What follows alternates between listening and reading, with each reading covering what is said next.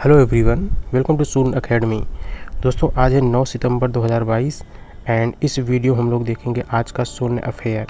हम अगर शून्य अफेयर की बात करें तो ये हमारा डेली करंट अफेयर की एक सीरीज़ है। तो इस वीडियो हम लोग बेसिकली उसके बारे में देखेंगे। एंड ये जो हमारा है सीरीज़, हम इसको बेसिकली यूपी पीसीएस को ध्यान में रखकर बनाते हैं। बट जितने अन्य एग्ज़ाम जैसे कि एमपीपीएससी हो गया, एमपीएससी हो गया, बीपीएससी, आरएएस या फिर अन्य स्टेट एग्ज़ाम हो गया या फिर अन्य गवर्नमेंट एग्ज़ाम हो गया, सभी के लिए ये उतना ही बेनिफिशियल है। तो आप सभी से अनुरोध है कि आप सभी सून एकेडमी का यूट्यूब चैनल ज़रूर सब्सक्राइब करें। इस वीडियो को अपने सभी दोस्तों तक शेयर करें। हमारे जो पेड कोर्सेज़ होते हैं उनकी जानकारी हमारी वेबसाइट पर है, तो आप जाकर वहाँ पर उन कोर्सेज़ की जानकारी ले सकते हैं। अब जो हमारा नेक्स्ट सेगमेंट है वो एक क्विज़ का। बट जैसा कि मैंने कल की वीडियो में बताया था कि चूँकि इसको मैंने अभी स्टार्ट किया है, तो जो हमारा ये वाला सेगमेंट होगा क्विज़ वाला, इसको मैं बेसिकली 2 से 3 दिन के बाद स्टार्ट करूँगा। ऑलराइट, तो इसके बारे में हम लोग बेसिकली कल या परसों देखेंगे। अब जो हमारा पहला आर्टिकल है ये है हिमालय दिवस के बारे में। हम अगर इसकी बात करें तो ये हर साल 9 सितंबर को सेलिब्रेट किया जाता है। ये बेसिकली उत्तराखंड स्टेट के द्वारा सेलिब्रेट किया जाता है सो दैट हिमालय की सेफ्टी बनी रहे। अब जो हमारा नेक्स्ट आर्टिकल है वो है UNESCO network of learning cities में 3 भारतीय शहर को शामिल किया गया है। ओके, तो सबसे पहले हमको ये याद रखना है कि कौन कौन से शहर हैं और वो शहर किन किन स्टेट से हैं। ओके, तो जो हमारा पहला शहर है वो है तेलंगाना से एंड ये है वारंगल। उसके बाद जो हमारे 2 शहर और हैं ये दोनों शहर हमारे केरल से हैं। ओके, एंड एक का नाम है त्रिशूर एंड एक का नाम है नीलाम्बूर। ओके, तो ये टोटल 3 शहर हैं। तो आप सभी को क्या करना है, आप सभी को इन शहरों के नाम याद रखना है, क्योंकि एग्ज़ाम में ये बस सीधा फैक्ट के फॉर्मेट में पूछ लेगा। ओके, तो अगर हम बात करें वारंगल की, तो वारंगल में ये एक्चुअली दूसरा शहर है। मतलब इससे पहले भी एक शहर बहुत पहले शामिल हो चुका था एंड एक्चुअली वो रामप्पा वहाँ पर है टेम्पल, तो उसको पहले शामिल किया जा चुका था, जो कि मुलुगु जिले का है।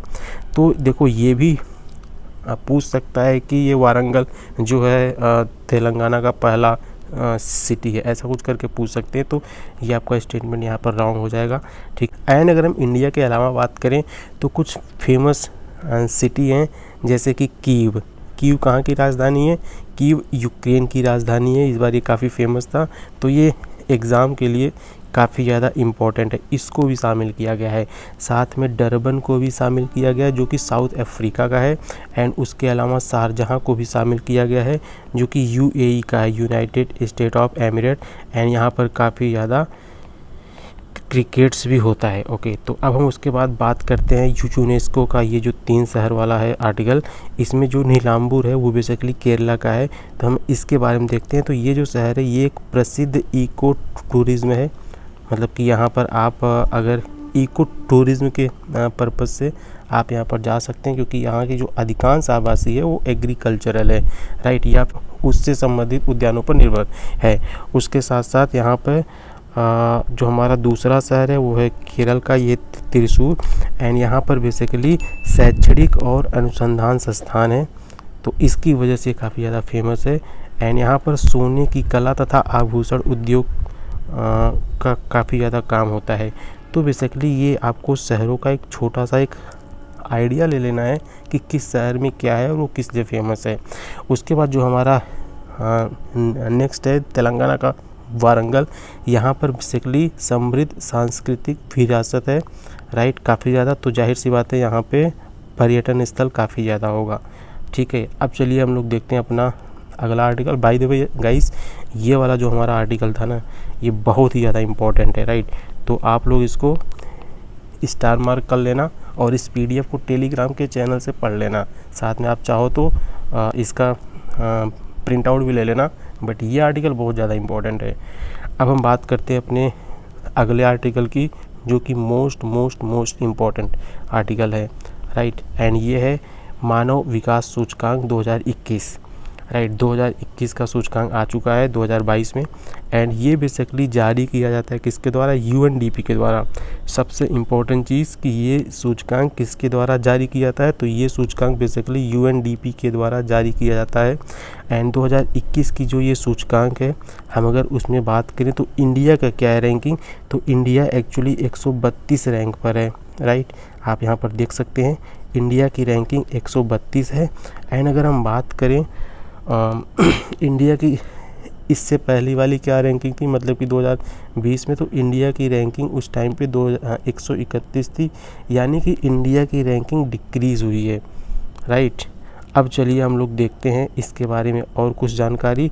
तो अगर हम बात करें कि शीर्ष 10 देश हैं कौन से इस रैंकिंग में, राइट, तो देखिए जो सबसे पहला शहर है वो है, एक सेकंड, जो हमारा सबसे पहला शहर है ये है स्विट्ज़रलैंड, उसके बाद नॉर्वे, आइसलैंड, हांगकांग और चीन, दोनों आसपास में है। देखिए हांगकांग एक्चुअली अब अपने आप को सेपरेट मानता है, बट चीन का उस पर आधिपत्य है, तो यहाँ पर हांगकांग हो जाएगा, फिर ऑस्ट्रेलिया, राइट। उसके बाद फिर आप इन सारे कंट्री को छोड़ भी सकते हैं क्योंकि इतना आप कितना याद रखेंगे। एंड ऑफ कोर्स इंडिया की रैंकिंग है 132। अब ये बात आ गई कि इंडिया की रैंकिंग 132 है, लेकिन इंडिया के जो आसपास के देश हैं उनकी क्या है रैंकिंग, ये इम्पोर्टेंट होता है। तो अगर हम बात करें चीन का, तो ये 79 रैंक है चीन का, भूटान का 127 रैंक है, श्रीलंका का 73 रैंक है, एंड बांग्लादेश का 129 रैंकिंग। ये सारे जो रैंकिंग वाले कंट्री थे ना, ये इंडिया से अच्छी पोजीशन में है। एक सेकंड, इसको मैं थोड़ा साफ़ कर देता हूँ ताकि आपको अच्छे से दिखे। तो ये सारे जो है ना, एक सेकंड, क्या हो गया, तो ये वाले जितने भी देश हैं, श्रीलंका, भूटान, चीन, बांग्लादेश, ये सब भारत से ऊपर हैं। तो ये चीज़ इम्पॉर्टेंट है एग्ज़ाम के लिए। एंड भारत से जो नीचे वाले देश हैं, देखिए वो एक तो है पाकिस्तान, उसकी रैंक है 161। तो चूँकि इंडिया का रैंक है 132, या फिर आप जो इससे पहले वाली रैंकिंग थी 131, उसमें आप 30 और जोड़ दो तो उसमें आ जाएगा पाकिस्तान का रैंक, राइट। मतलब ये याद करने का है तरीका। एंड जो नेपाल है उसकी रैंक है 143, राइट। आई हेट यू वाला 143। उसके बाद फिर म्यांमार की बात करें तो इसकी रैंक है 149, राइट। तो मतलब कि जो सबसे ख़राब है रैंकिंग वो है पाकिस्तान की। ओके, तो अब हम बात करते हैं कि जो HDI है, ये बेसिकली 1990 से इसको जारी किया जाने लगा है, और इसकी जो परिकल्पना थी ये बेसिकली पाकिस्तान के ही एक अर्थशास्त्री थे, उनका नाम था महबूब उल हक ने की थी।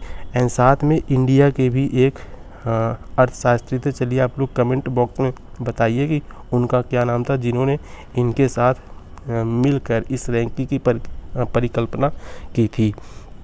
ओके, तो अगर हम इस रैंकिंग की बात करें तो यहाँ पर हम बेसिकली 4 एस्पेक्ट को देखते हैं। एक तो है जन्म के समय जीवन प्रत्याशा कैसी है, स्कूली शिक्षा के औसत वर्ष कैसा है, एंड उस स्कूली शिक्षा के अपेक्षित वर्ष कैसा है, राइट।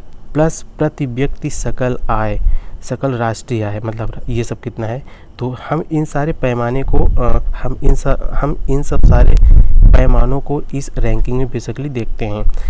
अब चलिए हम लोग देखते हैं अपना नेक्स्ट आर्टिकल, एंड ये है CM नीतीश ने फल्गु नदी पर बने सबसे बड़े रबड़ डैम का किया लोकार्पण, राइट। तो देखिए यहाँ पर क्या है, यहाँ पर इंडिया का सबसे बड़ा रबड़ डैम है, कहाँ पर बना है, फल्गु नदी पर, एंड इसका उद्घाटन CM नीतीश कुमार ने किया है। तो देखिए एक चीज़ तो ये साफ है कि ये जो है नदी, ये नदी बिहार में है, राइट। उसके साथ साथ ये गया के पास में है ये नदी, सबसे इम्पोर्टेंट बात तो ये है। दूसरा कि ये इंडिया का अभी तक का सबसे बड़ा रबर डैम है, राइट, मतलब कि इससे बड़ा कोई और नहीं है, राइट। एंड इसका जो उद्घाटन है ये लगभग 312 करोड़ में हुआ है, राइट। उसके अलावा ये लगभग 400 मीटर लंबा है ये डैम, ओके। उसके साथ साथ जो इसका निर्माण था ये बेसिकली जन संसाधन विभाग के द्वारा हुआ था। तो देखिए जितने भी लोग बिहार से हैं या फिर जो लोग BPSC का एग्ज़ाम दे रहे हैं उनके लिए ये आर्टिकल बहुत ही ज़्यादा इम्पोर्टेंट है। ख़ास करके इसमें जो मैंने फैक्ट आपको बताया कि ये 312 करोड़ का है और इसकी लेंथ है 411 मीटर। ये फैक्ट बहुत इंपॉर्टेंट है, आप लोग इसको रट लो बिकॉज फैक्ट आता है बीपीएससी में अच्छा खासा। ओके, तो अगर हम बात करें इस रबर डैम का नाम मुख्यमंत्री नीतीश ने गया जी डैम रखा है, तो ये भी इम्पॉर्टेंट है। एंड इस डैम के बनने से अब फल्गु नदी विष्णु घाट के पास कम से कम 1 साल भर 3 से 4 फीट तक पानी रहेगा। इससे क्या बेनिफिट होगा कि चूँकि आप देखते होंगे जैसे कि छठ आता है राइट, तो छठ के टाइम पे जाहिर सी बात है जो फीमेल्स होते हैं या फिर जो बिहार के लोग होते हैं वो लोग पानी में अपना जो भी सूर्य दान वगैरह सूर्य नमस्कार वगैरह करना होता है वो लोग वहीं पे करते हैं, तो उनके लिए काफ़ी अच्छा हो जाएगा राइट। अब चलिए हम लोग देखते हैं इसके बारे में कुछ और जानकारी। तो देखिए जो रबड़ डैम है ना इंडिया का पहला, वो सबसे पहले बना था आंध्र प्रदेश में बना था। एंड ये कहाँ पर बना था इसकी जानकारी रखने की कोई ज़रूरत है नहीं सच बताऊँ तो। अब जो चीज़ देखिए, अब जो चीज़ इसमें था इम्पोर्टेंट वो हमने आपको पहले ही बोल दिया, बाकी चीज़ उतना इम्पोर्टेंट है नहीं, बट यस आप एक बार देख सकते हैं, बट उसके बारे में ज़्यादा मत पढ़िए। अच्छा, एक चीज़ ये आप देख सकते हैं कि जो रबर डैम है ये वाकई में है क्या, मतलब इसकी क्या खासियत है।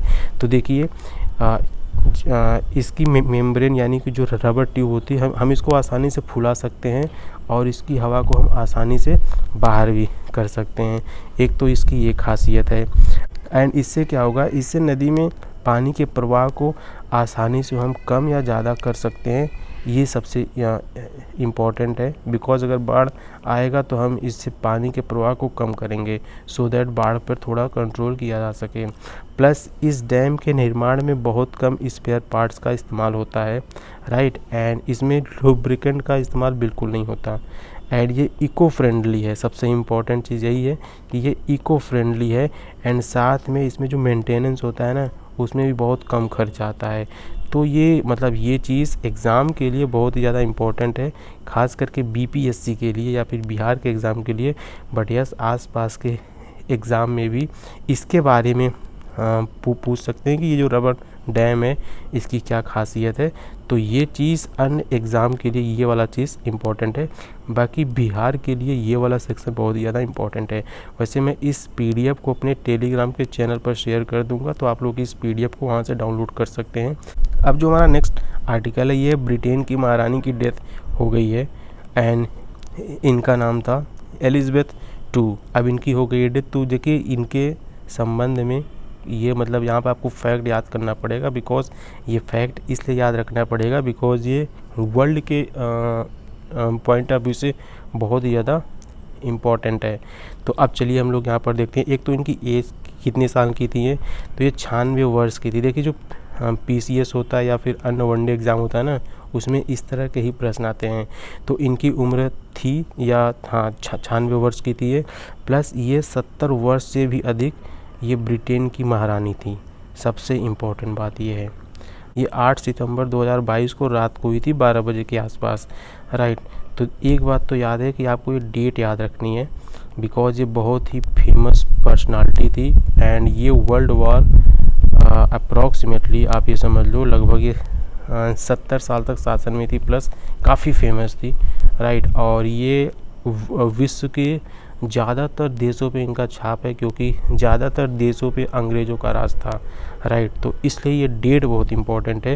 ये 8 सितंबर 2022 को इनकी डेथ हुई थी, मतलब कि परसों कल हुई थी। चूँकि ये वीडियो आप लोग 10 को देख रहे होंगे और ये वीडियो मैं 9 को बना रहा हूँ, तो ये 8 सितंबर को उनकी डेथ हुई थी।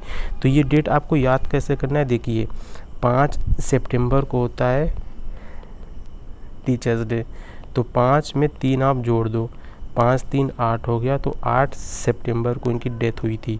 आप ऐसे करके ये डेट याद रख सकते हो। वैसे डेट ज़्यादातर जो डेट आते हैं ना वो आप उसको आसानी से याद कर सकते हैं। तो एंड जाहिर सी बात है वो डेट काफ़ी कॉमन सेंस वाले होते हैं। हमेशा एग्ज़ाम में जो भी डेट पूछता है ज़्यादातर वो कॉमन सेंस वाली चीज़ें पूछता है, तो आप इसको ऐसे याद रख सकते हैं। 5 में 3 जोड़ दो या फिर जस्ट टीचर्स डे के बाद जो भी इम्पोर्टेंट डेट आए आप उस पर टिक कर देना राइट। एंड जो उनके सबसे बड़े बेटे थे उनका नाम है Prince of Wales Charles third अब ये वहाँ के सम्राट बन जाएंगे। अब अगर हम बात करें कि ये महारानी कब बनी थी, तो देखिए ये वर्ष 1952 में महारानी थी एंड ये लगभग 7 वर्षों तक ब्रिटेन की महारानी रही हैं। एंड उनके जीवन की जो सबसे बेहतरीन घटना थी, तो जब उन्होंने ये पद संभाला तो विंस्टन चर्चिल वहाँ के पीएम बने। तो देखिए ये जो बंदा था ना, ये बंदा गांधी जी को फ़कीर इसने बोला था, तो इसलिए ये बंदा भी काफ़ी इम्पोर्टेंट हो गया हिस्ट्री के पॉइंट ऑफ व्यू से, राइट। देखिए हम चीज़ें चाहे तो 2 मिनट में समाप्त कर दें, लेकिन एग्ज़ाम में प्रश्न कैसे बन सकता है। अब चूँकि ये जो विंस्टन चर्चिल है ये काफ़ी इम्पोर्टेंट हो गया नेक्स्ट अपकमिंग एग्ज़ाम्स के लिए, राइट। अब चलिए हम लोग अच्छा एक चीज़ और, उनके ही शासनकाल में जितने भी देश थे, खास करके एशिया हो गया या फिर अफ्रीका हो, क्योंकि ज़्यादातर देशों पे इनका मतलब एशिया और अफ्रीका पर इनका राज था। तो जाहिर सी बात है जब 1940 से लेके 75 के अप्रॉक्स तक सारे देश विघटित हो गए, राइट। तो अब इनके ही शासनकाल में अप्रॉक्सीमेटली सारे जगह एशिया और अफ्रीका के सारे कंट्री का मतलब विघटन हुआ है, राइट। तो ये चीज़ भी देख लेना। सो गाइस ये था आज का हमारा सून अफेयर। आई होप आप सभी को बहुत कुछ सीखने को मिला होगा।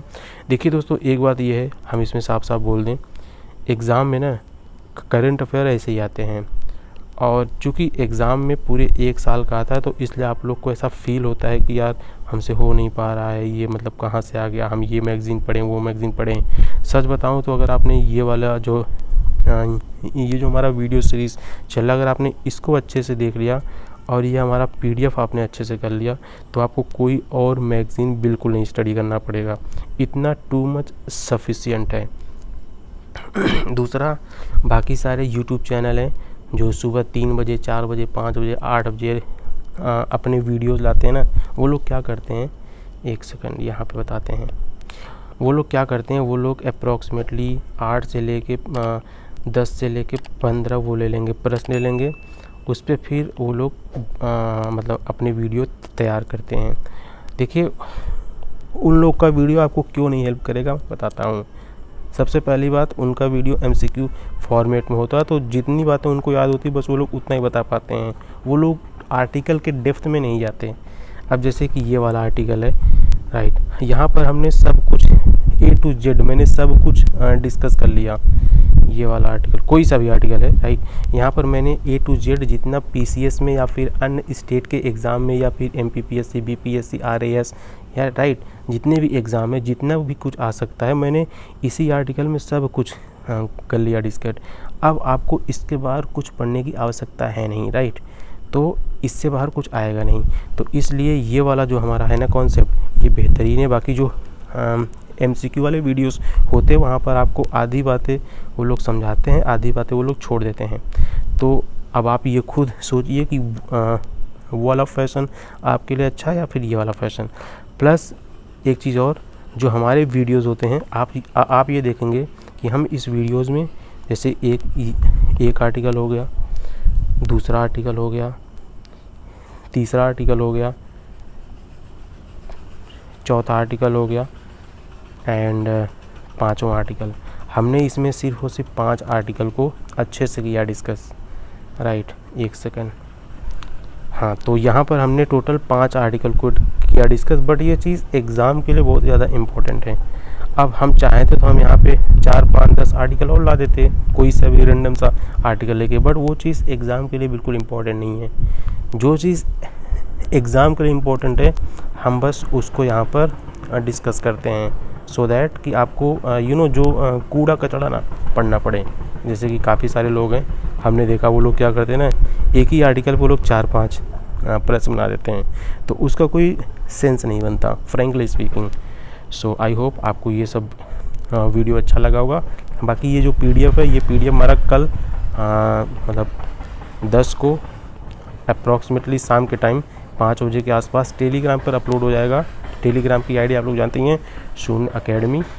सिंपली आप लोग टेलीग्राम पे सर्च करेंगे, आप लोग को हमारा टेलीग्राम का चैनल मिल जाएगा। बाकी हमारे सारे लिंक इस वीडियो के डिस्क्रिप्शन में, तो आप लोग वहाँ से भी जाके हमारे टेलीग्राम चैनल को ज्वाइन कर सकते हैं। एंड जल्दी मिलते हैं नेक्स्ट वीडियो में।